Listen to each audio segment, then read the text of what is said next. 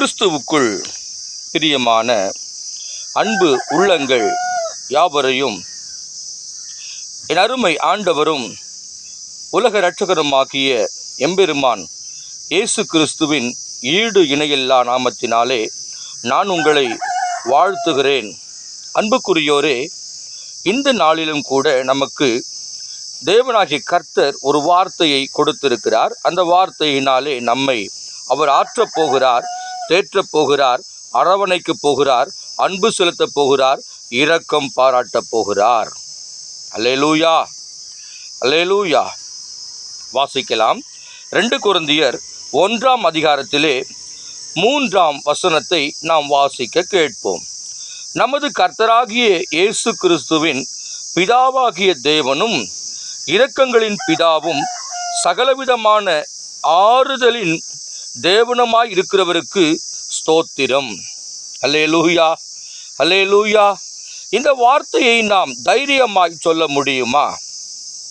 நமது மேலே, நமது குடும்பத்தின் மீது, நம்முடைய சபையின் மீது, நம்முடைய பிள்ளைகளின் மீது, நம்முடைய வியாபாரத்தின் மீது, நம்முடைய பிஸ்னஸின் மீது கர்த்தர் இரக்கம் பாராட்டுகிறவர் என்பதை நாம் ஒத்துக்கொள்ள முடியுமா?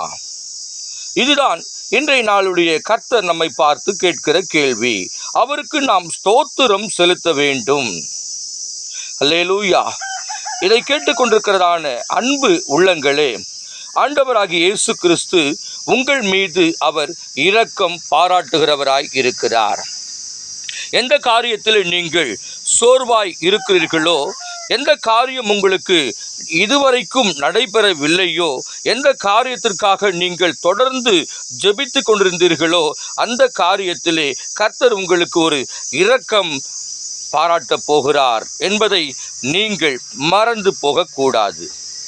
அன்புக்குரியோரே, நமது இந்த வாழ்நாளிலே மற்றவர்கள் நமக்கு இரக்கம் பாராட்டுவார்கள்.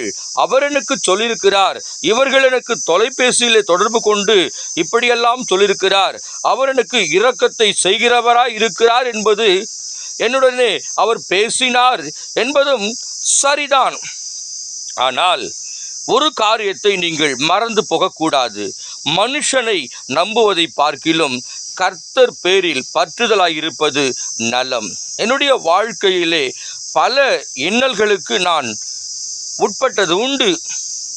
எனக்கு சில காலங்கள் விசுவாசம் அற்று போனவனாய் நான் காணப்பட்டேன். ஆம் பிரியமானவர்களே, 2008ஆம் வருஷத்திலே நான் விசுவாசம் அற்று போனவனாய் நான் காணப்பட்டேன். பல இடத்திற்கு நான் ஓடினேன். அவர்கள் எனக்கு இரக்கம் பாராட்டுவார்கள், இவர்கள் எனக்கு இரக்கம் செய்வார்கள், கூப்பிடுகிற இடங்களெல்லாம் நான் சென்றது உண்டு. ஆனால் என் தகப்பன் இயேசு கிறிஸ்து மாத்திரமே அந்த இரக்கத்தை செய்கிறவர் என்பதை நான் புரிந்து கொள்ளவில்லை.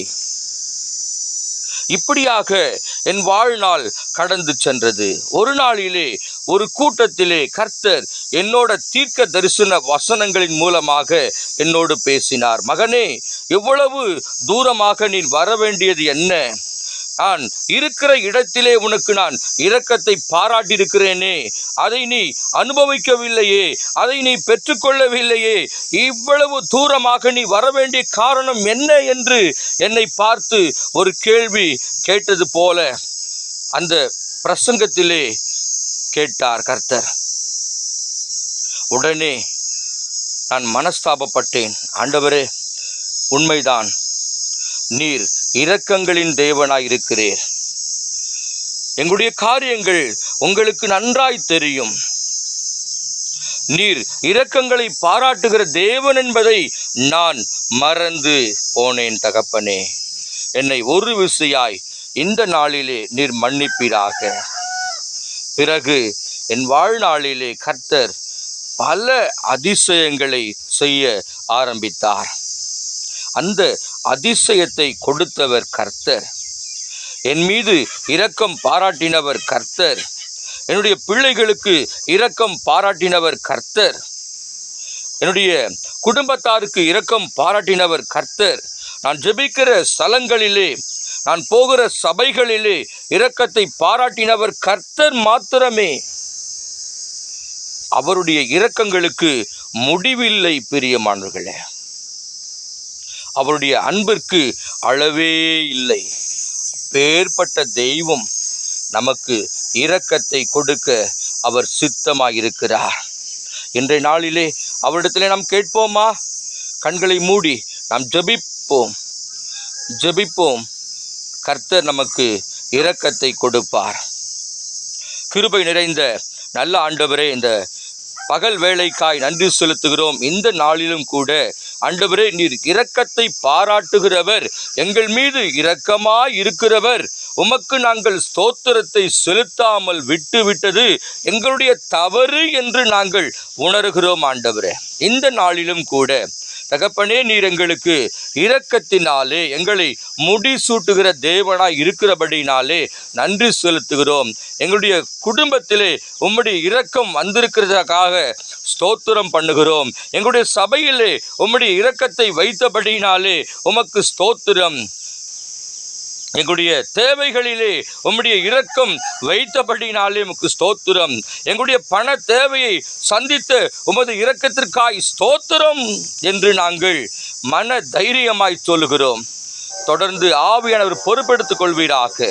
இயேசு கிறிஸ்துவின் நாமத்தினாலே வேண்டுகிறோம் நல்ல பிதாவே. ஆமேன், ஆமேன்.